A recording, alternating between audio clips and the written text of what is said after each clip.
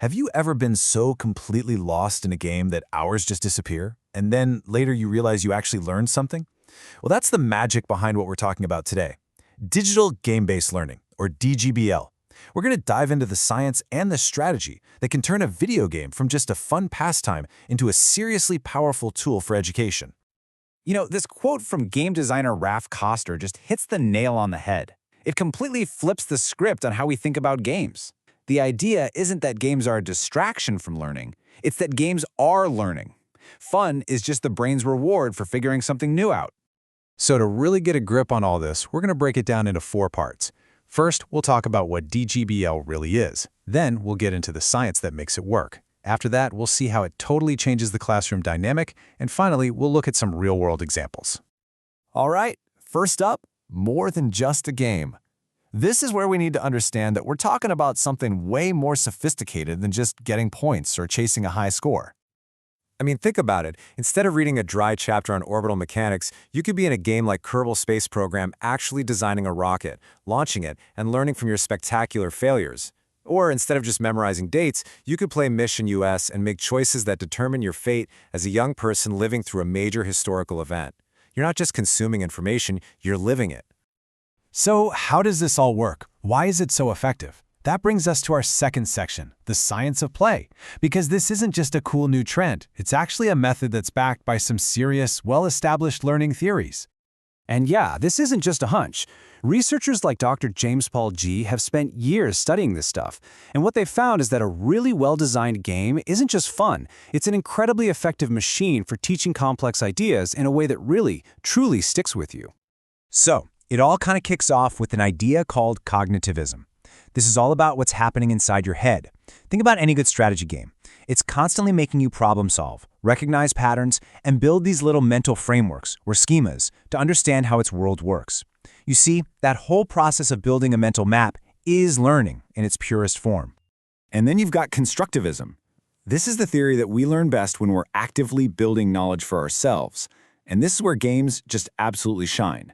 They basically drop you into a world and say, okay, go figure it out. You learn by doing, by experimenting, by seeing what works and what doesn't. You're constructing your own understanding from the ground up. And all of this leads to this incredible concept called flow theory. You know this feeling. It's when you're completely in the zone. Time just melts away, and the activity itself feels amazing. Well, good games are absolute masters at getting us into that state. And for learning, flow is the holy grail. When you're in it, your brain is just ready to soak everything up. So how do games do it? Well, it really boils down to 3 key ingredients. First, they give you super clear goals. Second, you get instant feedback. You know right away if what you did worked or not. And third, and this is the big one, the game is constantly adjusting the difficulty to match your skill level, keeping you right in that perfect sweet spot between being bored and being totally overwhelmed. Okay, so the theory makes a lot of sense, but how do you actually bring this into a classroom? That's what our third section is all about, the new classroom playbook. The absolute biggest change here is that the educator's role completely flips. You move away from the sage on the stage, the one person with all the knowledge, and you become the guide on the side. The teacher's job isn't to lecture anymore. It's to create an experience and help students make sense of it. And this new role is really like 5 jobs in one. The educator has to be a curator, finding the right game for the right lesson. They're a facilitator, designing the whole activity around the game. They're a guide, asking smart questions. And they're also an assessor and a motivator, keeping track of how kids are doing and keeping them excited to push through challenges.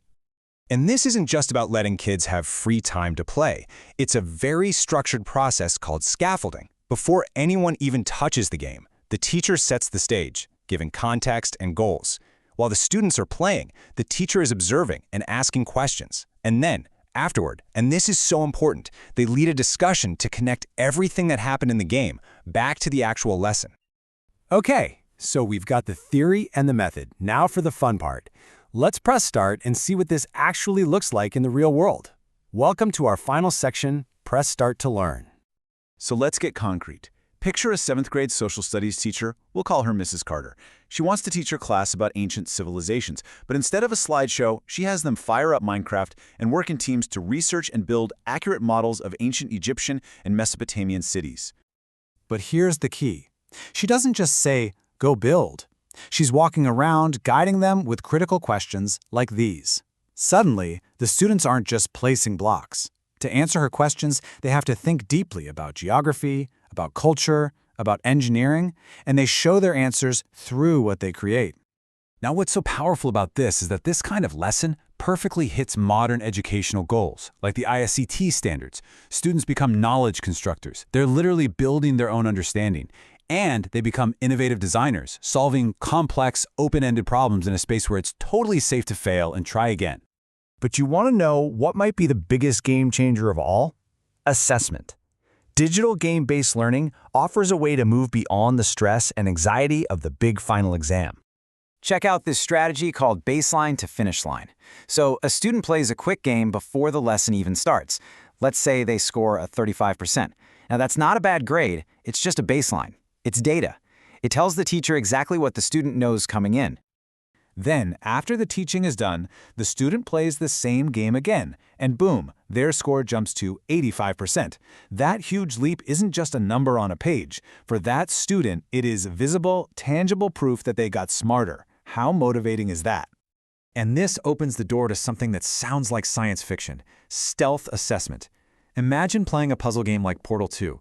The game itself can be analyzing how you play, your creativity, your problem-solving strategies, your persistence, and it can assess those complex skills without ever giving you a test.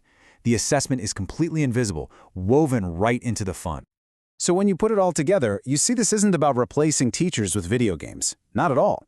It's about empowering teachers with incredible new tools. Because when a game is grounded in solid learning science and it's guided by a thoughtful educator, it stops being just a game. It becomes a powerful engine for learning. And that really leaves us with one final big question to think about. We've seen the science, we've seen the strategy, and we've seen the potential. So, if learning can be this deep, this effective, and this incredibly engaging, what's really stopping every classroom from becoming a playground for the mind?